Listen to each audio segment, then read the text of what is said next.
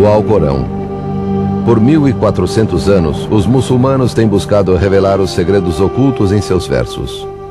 The Quran has several levels of meaning, and you discover them by constant reflection and by rendering the Quran into an open text. Suas palavras inspiraram a grandeza de civilizações. Islam spread within the first 100 years of its existence and created an empire greater than Rome had seen it.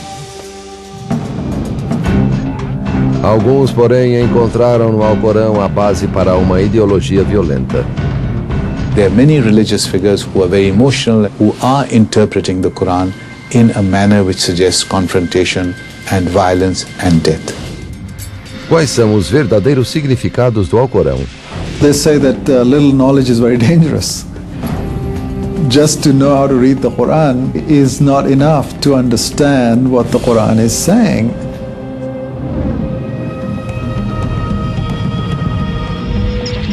Decifrando o passado. Os segredos do Alcorão, parte 2. أعوذ بالله من الشيطان الرجيم. O Alcorão é o livro sagrado do Islã. Mais de 1 bilhão de muçulmanos em todo o mundo acreditam que é a palavra direta de Deus, como transmitida ao profeta Maomé no século VII. Ao contrário da Bíblia, o Alcorão não tem uma estrutura narrativa tradicional, sendo composto por 114 suratas organizadas principalmente pelo tamanho. Algumas têm várias páginas, outras apenas algumas frases. Segundo os muçulmanos, durante 22 anos, Deus revelou os versos do Alcorão a Maomé. O texto escrito foi compilado depois da morte do profeta. Decifrar o significado do Alcorão tem sido um desafio há muito tempo. It doesn't tell the story of Islam, it doesn't tell the story of the Prophet Muhammad or the early Muslim community. It really doesn't tell any stories at all. The Quran is essentially God's dramatic monologue. Uma minoria de muçulmanos do século XXI usa esse monólogo para justificar sua filosofia política de extremismo e seu violento fundamentalismo religioso. Surata 58, versículo 5. Aqueles que contrariam Alá e seu mensageiro virarão pó, como ocorreu com seus antepassados. É assim que muitos, muçulmanos ou não, passaram a ver o Alcorão. Mas embora o livro sagrado contenha passagens que incitam à violência, essa escritura complexa e misteriosa também tem muito a dizer contra ela. Surata 5, versículo 2. Auxiliai-vos na virtude e na piedade, e não vos auxilieis mutuamente no pecado e na hostilidade. Essas mensagens de paz e de compaixão são os verdadeiros guias para a grande maioria dos que vivem pelo Alcorão. For many Muslims, the Quran is the source book for life.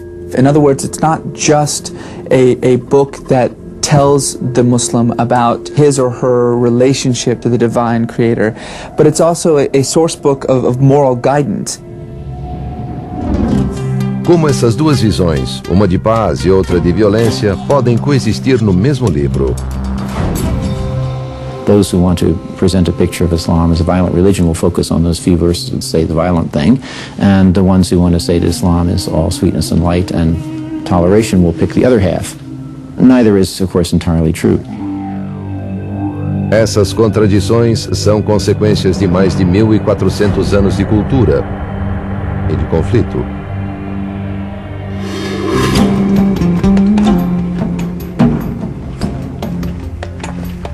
Segundo os muçulmanos, no ano 610, na cidade de Meca, na Península Arábica, Maomé foi chamado à profecia por Deus. As revelações que Maomé recebeu ficaram conhecidas como o Alcorão.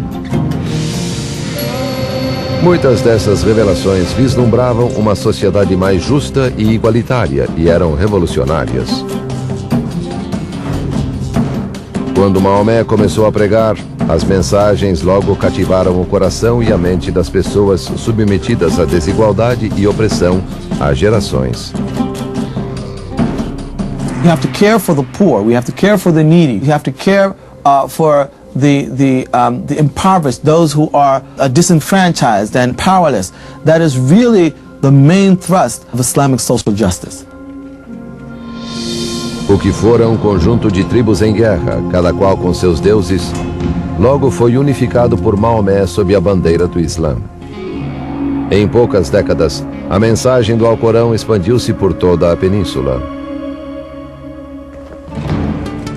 Após a morte de Maomé em 632, os califas continuaram a espalhar as palavras do livro sagrado. Surata 18, versículo 29. Dize-lhes: a verdade emana do vosso Senhor, que creia quem desejar e descreia quem quiser. The Quran tells Muslims to spread Islam, to spread the message of Islam. And rulers, in particular, interpreted the spread of Islam in an imperial fashion. Within 50 years, what had begun as a small community of faith centered in Mecca and Medina had thoroughly absorbed most of the Indian subcontinent. It had swallowed whole most of North Africa, and it had pushed the Christian empire deep into Europe and made it very little more than just a regional power. O Alcorão inspirou diversos impérios. Um dos primeiros foi o Império Abássida, cujo centro ficava em Bagdá. Fundado no ano 750, o Império Abássida marcou o início da Era de Ouro do Islã, uma civilização que se baseava nas mensagens do Alcorão. Um pilar dessa civilização era um conceito enfatizado em todo o livro sagrado: ilm, o conhecimento. The word ilm or knowledge is used more often in the Quran than any other word except the word for God. God emphasizes knowledge because that is what makes us human beings. Muitos estudiosos dizem que ilm inspirou os governantes do império e ajudou a civilização a florescer. The Quran is like the seed, and it exploded, it inspired these dormant human beings in Arabia to become inquisitive about everything and explore everything. O Império Abássida realizou progressos sem precedentes em ciência, matemática e tecnologia. Seus estudiosos reuniram muitos textos gregos antigos e depois os devolveram aos europeus. This was an era in which the great works of literature, the great works of philosophy, in particular Aristotle, were preserved not in Greek, but in Arabic. These great works that essentially become the foundation of Western civilization were translated not from Greek to Latin, but from Arabic to Latin. O Alcorão também inspirou as áreas da arte e da cultura.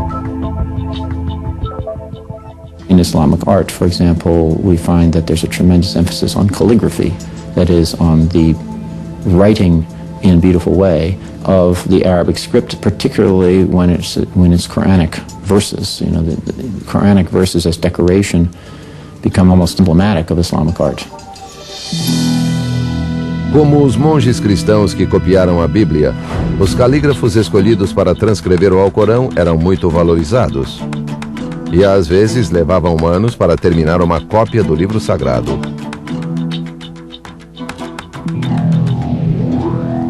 Conforme as palavras do Alcorão se expandiam sob o Império Abássida, milhões de pessoas viviam segundo suas mensagens. Um desses preceitos foca-se em uma palavra que aparece poucas vezes no Alcorão e que é uma das mais polêmicas: jihad.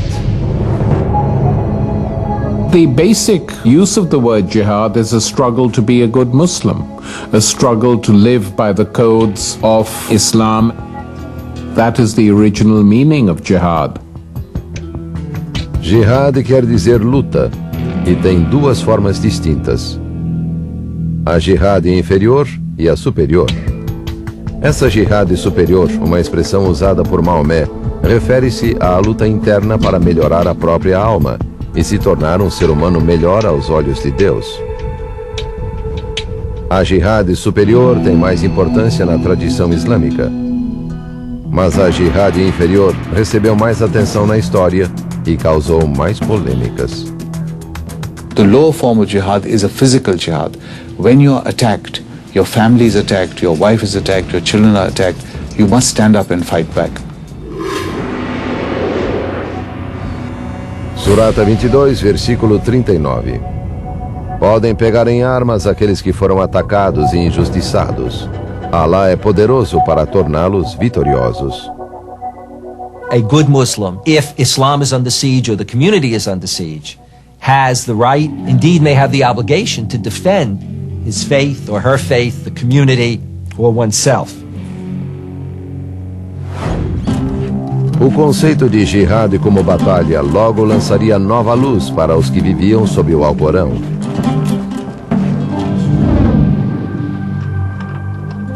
No auge do Império Abássida, exércitos da Europa cristã puseram-se em marcha. E começou uma série de batalhas pela cidade santa de Jerusalém, as Cruzadas.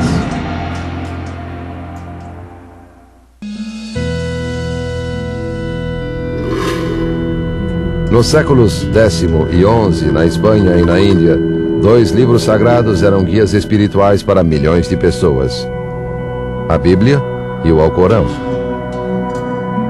Guiados pelo Alcorão, os líderes muçulmanos governavam vastos impérios, cidades de riqueza e cultura, centros de conhecimento e de arte. A Europa cristã passava pelo que ficou conhecido como Idade das Trevas. Ainda assim, as duas fés e seus textos tinham muito em comum. O Islã via os cristãos e os judeus como povos amigos do livro sagrado, que acreditavam no mesmo Deus. Surata 2, versículo 62. Os crentes, os judeus e os cristãos, todos que creem em Alá no dia do juízo final e praticam o bem, receberão sua recompensa de Alá. O Alcorão também possui muitas referências a figuras bíblicas. Surata 57, versículo 27. Depois enviamos mensageiros como Jesus, filho de Maria, a quem concedemos o Evangelho, e infundimos compaixão e clemência nos corações de seus seguidores.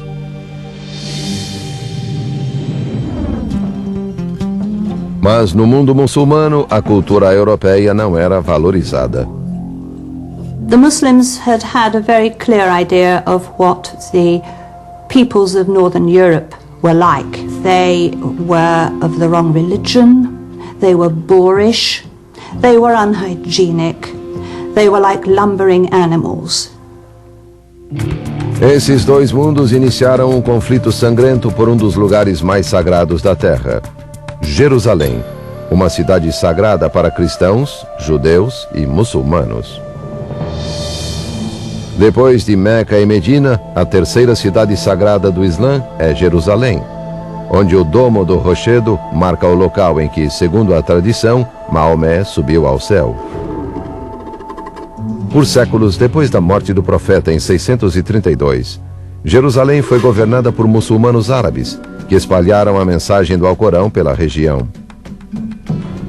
Então, no final do século XI, muçulmanos turcos assumiram o controle da cidade. The Turks are not Arabs. They're a separate ethnic group, but they're Muslims. Then they moved down south through Syria and in 1077 conquered Jerusalem from the Arabs. O Império Turco também se expandia para o oeste e logo ameaçou a Europa cristã. A Igreja Bizantina, situada perto da fronteira do Império Turco, foi a primeira a ser pressionada. Em 1095, Bizâncio fez um pedido urgente de ajuda aos outros cristãos em Roma.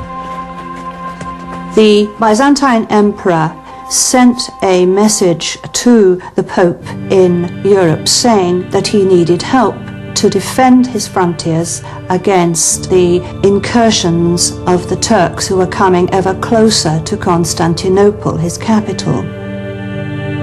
O Papa Urbano II concordou em prestar ajuda militar e pediu aos cavaleiros de toda a Europa que fossem para lá e lutassem. Para motivá-los, o Papa definiu o conflito como uma batalha entre religiões e seus textos sagrados. Urbanus packages this together with an appeal not only just to push the Turks out of Asia Minor, but to continue on and push the Turks completely out of the regions that they had taken, including Syria, but most importantly, Jerusalem. A primeira cruzada partiu em 1096. Mais de 50.000 camponeses cristãos e cerca de 700 cavaleiros deixaram a Europa rumo à Terra Santa. Após 3 anos de difícil jornada, alcançaram as colinas que cercam Jerusalém e sitiaram a cidade. O sítio durou 1 mês, no qual morreram mais de 1000 cruzados em combate ou por doença. Em 15 de julho de 1099, os cristãos cruzaram as muralhas que rodeavam Jerusalém e entraram na cidade.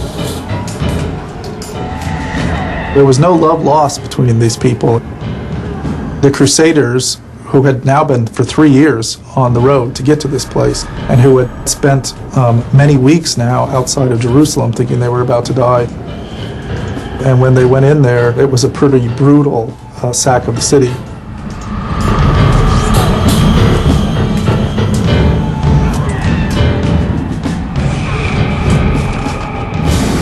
There is no doubt on both sides of the historiography for this event that the Crusaders were exceptionally bloodthirsty. The memory of the brutality of the Crusaders is still with Muslims today. Depois de uma derrota devastadora, muitos procuraram respostas no Alcorão. Immediately after the coming of the First Crusade, religious scholars were assembling and saying to themselves, reading the holy text, "What have we done wrong? Why have we incurred God's displeasure?" Dos conceitos do Alcorão mostrou-se crucial, enquanto os muçulmanos tentavam entender como haviam perdido uma de suas cidades sagradas e como poderiam recuperá-la. Voltaram-se para a jihad, ou luta, e estabeleceram as bases para sua guerra santa. Islam at that point did not have any equivalent of the holy war. This is how the very word jihad changed its meaning as a result of the Crusades. Mas os muçulmanos só iniciaram a Guerra Santa um século depois, com o surgimento de 2 guerreiros que usaram a jihad como seu grito de guerra. Nur ad-Din foi líder poderoso que em 1146 assumiu o controle do que é hoje parte da Síria e da Jordânia. Ele era profundamente religioso e se devotou ao estudo do Alcorão. Everywhere he went, he took with him religious scholars, Quran readers, mystics, inspiring the troops, reading out relevant verses of the Quran to do with jihad. Surata 9, versículo 14. Combatei-os, Alá os castigará por vossas mãos, desonrá-los-á e vos dará a vitória. Para Nur ad-Din, essas passagens eram um chamado às armas para recuperar Jerusalém. O modo como Nur ad-Din interpretava a jihad agradava aos que ansiavam por derrotar os europeus. A Segunda Cruzada partiu da Europa em 1145, mas foi totalmente derrotada ao chegar às terras controladas por Nur ad-Din. As vitórias de Nur ad-Din inspiraram a todos, inclusive um jovem guerreiro que também era um devoto estudante do Alcorão. Esse jovem chamava-se Saladino. He worked really for the spiritual rebirth of the region. And so he was a very religious man. One of his friends said that He thought of God and also the jihad all the time. And if you weren't talking to him about that, he didn't want to talk to you. Em 1174, em meio aos preparativos para um ataque para retomar Jerusalém, Nureddin morreu.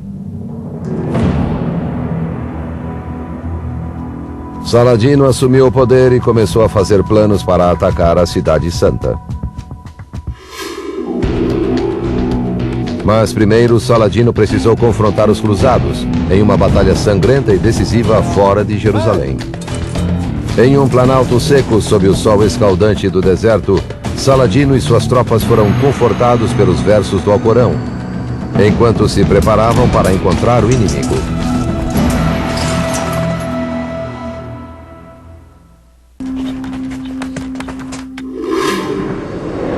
Surata 3, versículo 195. Quanto aos que deixaram o reino do mal e foram expulsos de seus lares, que combateram e foram mortos, absolvê-los-ei de seus pecados, e os levarei aos jardins em que correm rios, como recompensa de Alá. Nessa época, pela primeira vez, exemplares pequenos do Alcorão permitiam que os muçulmanos levassem consigo a palavra de Deus. Como o Alcorão começara como uma escritura oral, cada aldeia tinha seu próprio hafiz, alguém que memorizava o livro santo. Com o tempo, os moradores começaram a transcrever o Alcorão para uso individual. The small pocket Qurans that came in the 11th century were on paper, and they made the holy text accessible to ordinary people. They could put it in their pocket, close to their flesh, so to speak, to feel that it was acting as a kind of protection from God. Na noite antes do assalto, os muçulmanos incendiaram a vegetação ao redor do acampamento dos cruzados. Ao alvorecer, os cruzados estavam rodeados de fumaça sufocante. Os muçulmanos atacaram quando o sol nasceu sobre o campo de batalha.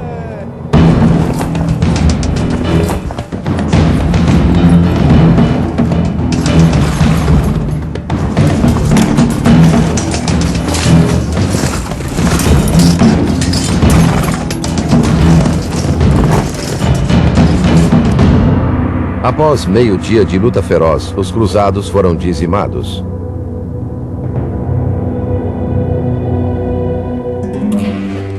Encorajado pela vitória, Saladino voltou-se para Jerusalém.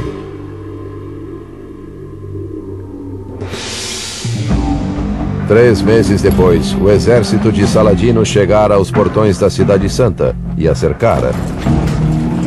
Após 12 dias de cerco, os cristãos, que eram em menor número, renderam-se. Saladino teve de decidir o que fazer com os milhares de prisioneiros sob seu comando. He was persuaded by his advisors that here was an opportunity to show mercy, to show the superiority of Islam as a religion over Christianity. Saladino decidiu aceitar a rendição do comandante cristão. Depois desarmou todos os prisioneiros e os libertou.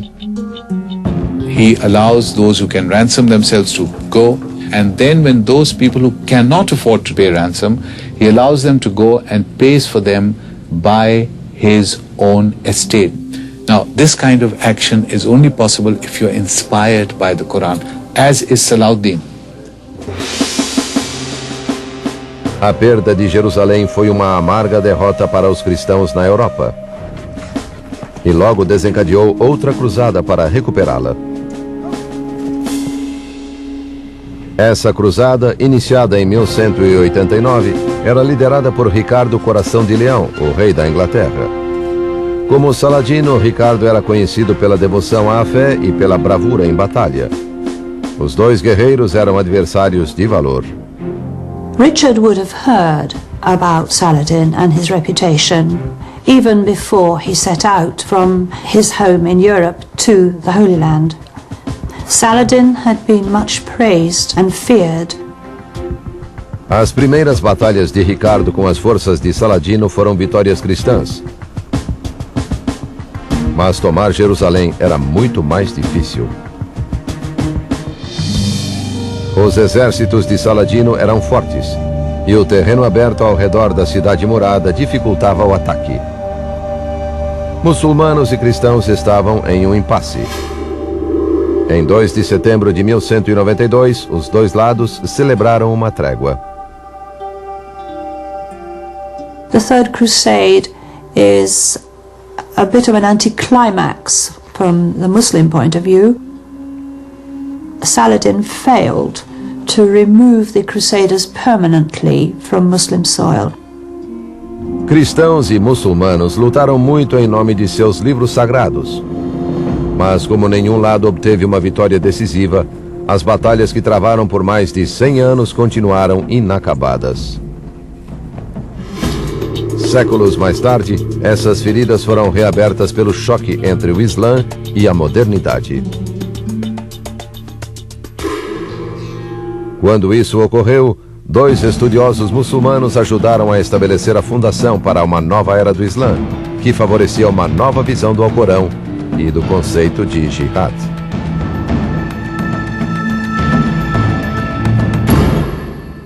Os versos do Alcorão foram revelados por Deus ao profeta Maomé. Essas revelações originaram uma nova religião e impulsionaram uma série de impérios poderosos. The Quran was sort of the engine. It's just a phenomenal unleashing of intellectual and religious energies that really informs the culture and the society at the time. A Era de Ouro do Islã durou centenas de anos. Mas no século XV, o declínio havia começado. Internamente, os recursos dos vários impérios muçulmanos eram escassos. E eles começaram a competir entre si por terra e influência. Segundo alguns estudiosos, essa luta foi causada em parte pela sociedade ter se afastado da busca do conhecimento, ou ilm, preconizada pelo Alcorão, e estar focada na busca do poder. The downfall begins in the 15th, 16th centuries when ilm or knowledge is no longer prized.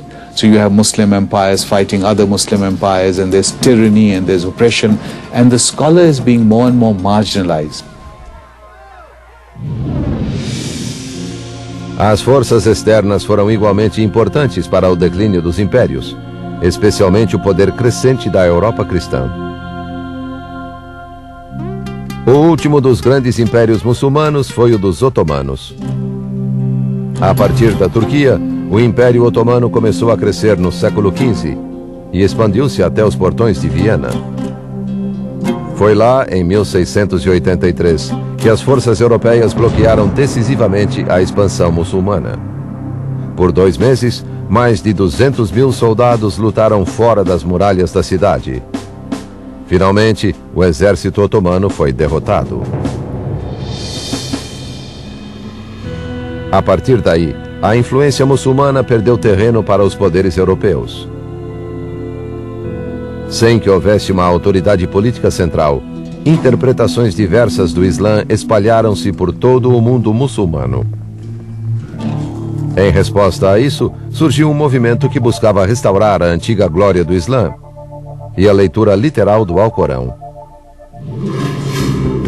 Em meados do século XVIII, um estudioso chamado Muhammad ibn Abd al-Wahhab viveu no Império Otomano, onde hoje está a Arábia Saudita. Ele acreditava que os muçulmanos tinham se desviado dos ensinamentos do Alcorão e pregava um retorno ao que afirmava serem os princípios de sua religião. He saw his society as becoming corrupt. So like, quote, any good revivalist, the notion is, if we're corrupt, it means we've departed from true religion. We need to get back to true religion. And for Muhammad ibn Abd al-Wahhab, that meant going right back to the Quran and to the example of the Prophet. Wahhab achava que todas as interpretações não ortodoxas do Alcorão deviam ser banidas. Clamava por atos como apedrejar os adúlteros e amputar as mãos dos ladrões, regras que constam do livro sagrado, mas que nem sempre eram aplicadas. The Quranic literalists don't see that this was something that was written in the early medieval period or the late ancient period. It's one thing to have it written in the Quran and another thing to implement it. A interpretação estrita do Alcorão feita por Wahhab continuaria desconhecida se não fosse pelo destino. Em 1744, viajando pela Península Arábica, Wahhab encontrou um líder local chamado Muhammad ibn Saud. Saud era um líder ambicioso que desejava unificar toda a Arábia. Armado com os ensinamentos fundamentalistas de Wahhab, Saud acreditava que poderia usar a espada de aço e a espada da fé para dominar toda a península. They actually literally signed a compact. You will be the religious leader and I will be the political leader and we will try and take the whole peninsula. Foram precisos 2 séculos. Mas em 1924, os descendentes de Saud finalmente conquistaram a Arábia e dominaram as cidades mais santas do Islã, Meca e Medina. 8 anos depois, foi fundado o Estado moderno da Arábia Saudita, e as doutrinas estritas do Wahhabismo tornaram-se a lei no reino. Mas não foi o Wahhab quem criou a doutrina fundamentalista da época moderna. Essa tarefa foi assumida por um jornalista egípcio, que se baseou na filosofia de Wahhab para criar sua interpretação do Alcorão, repleta de violência e saturada de controvérsias. Seu nome, Said Qutb. Em 1918, o fim da Primeira Guerra Mundial trouxera o final do Império Otomano. As terras árabes no Oriente Médio foram divididas entre os poderes coloniais europeus, que estabeleceram regimes profanos e opressivos. Said Qutb, nascido no Egito em 1906, cresceu nesse mundo. Quando jovem, Qutb não era radical nem religioso. Era um jornalista e intelectual, e seu trabalho o levou aos Estados Unidos em 1948. Ficou chocado com o que considerou uma sociedade decadente, e sua radicalização começou. When he came to the United States, he was largely secular. So I guess one has to believe him that what freaked him out about the United States were 2 things. One was the segregation and the racist laws which were still in force. The second thing was women. He was totally taken aback by the freedom with which women transported themselves. This came as a big shock to him. Ao retornar ao Egito, Qutb entrou para a Irmandade Muçulmana, uma organização política que se opunha ao colonialismo britânico e defendia o retorno ao tempo em que o Alcorão era a lei do país. A transformação de Qutb acelerou-se em 1954, quando Nasser, o presidente do Egito, esmagou a Irmandade Muçulmana. Qutb foi preso.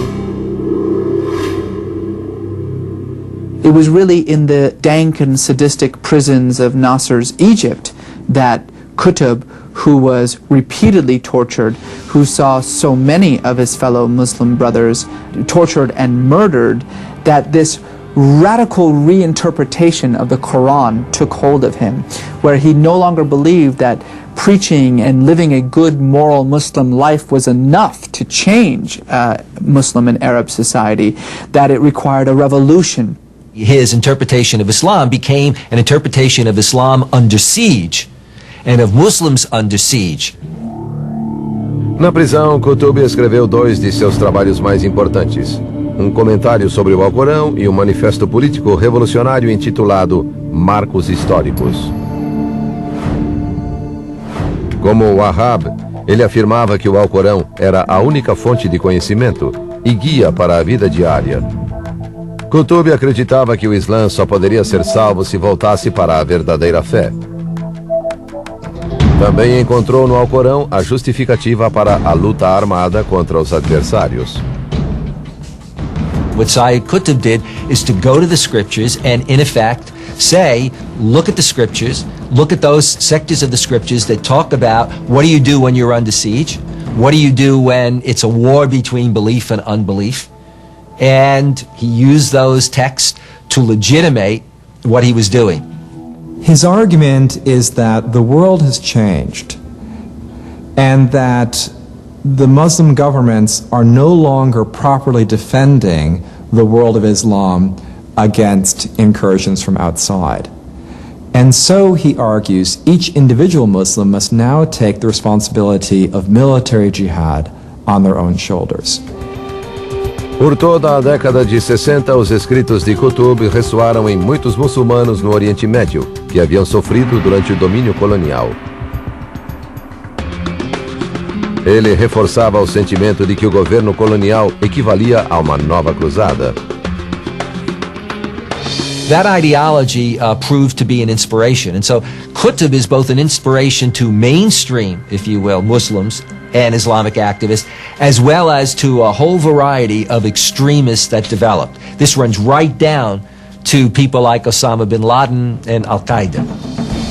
O legado de Wahhab e Qutb para os extremistas muçulmanos nas décadas que se seguiram levou muitos muçulmanos e não muçulmanos a estudar o Alcorão e desencadeou um debate sobre o verdadeiro significado de seus versos misteriosos.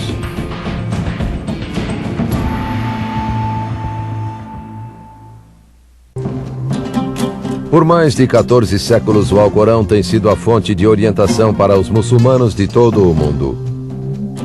Mas o que os fiéis encontram em suas páginas depende daquilo que estão procurando. Como quase todos os livros sagrados, o Alcorão contém diversos significados que são contraditórios e difíceis de conciliar. Há inúmeros versos que exortam os fiéis a viverem em paz e a criarem uma sociedade de justiça e compreensão. Surata 16, versículo 90. Alá ordena a justiça, a prática do bem e a generosidade para com os homens, e proíbe tudo o que é vergonhoso e que contraria a razão. Mas outros versos no Alcorão ordenam que os muçulmanos peguem em armas contra os infiéis. Surata 9, versículo 29. Combatei aqueles que não creem em Alá, nem professam a religião da verdade, até que paguem de bom grado e se sintam submissos. Recentemente, uma parcela pequena, mas crescente de muçulmanos encontrou nesses versos a justificativa para uma ideologia violenta. There is, in a very real way, a struggle for the soul of Islam between a majority and a minority. A minority that is a minority, but that is dangerous and have an impact beyond its numbers. Em 1998, Osama bin Laden citou um destes versos. Matai os pagãos, onde quer que os acheis. Prendei-os, capturai-os e preparai-vos para todos os estratagemas da guerra. Osama bin Laden quoted from the Quran and also the example of the Prophet in order to try to justify his actions and the actions of these other radical leaders in pursuing their form of jihad. Mas os estudiosos, muçulmanos ou não, ressaltam que Bin Laden usa o Alcorão de modo seletivo e distorcido. What's interesting is that when we go back and look at the verses of the Quran that Bin Laden quotes, he plays with them in a way to make them seem more military than in fact they are. He quotes one verse that talks about the need to fight and kill the unbelievers. And that's where he stops. But the verse continues. It also says, but when the enemy ceases to be a threat, when it ceases to fight, then remember that God is merciful, remember that, warfare is not the primary way that you should go. Os estudiosos afirmam que esse tipo de distorção é comum entre os muçulmanos radicais, que insistem que houve um tempo em que os seguidores do Alcorão seguiam uma interpretação única de suas palavras e viviam conforme essa interpretação. This conception that there was this one version of Islam that we can go back to before it was fractured and separated into these competing versions of Islam is simply untrue. It never existed. From the very first moment in which the Prophet Muhammad revealed the very first words of the Quran, it was absorbed and understood and interpreted in wildly different ways by a whole host of different people within the community. O cerne da crise atual no Islã refere-se ao uso do Alcorão para justificar atos de terror.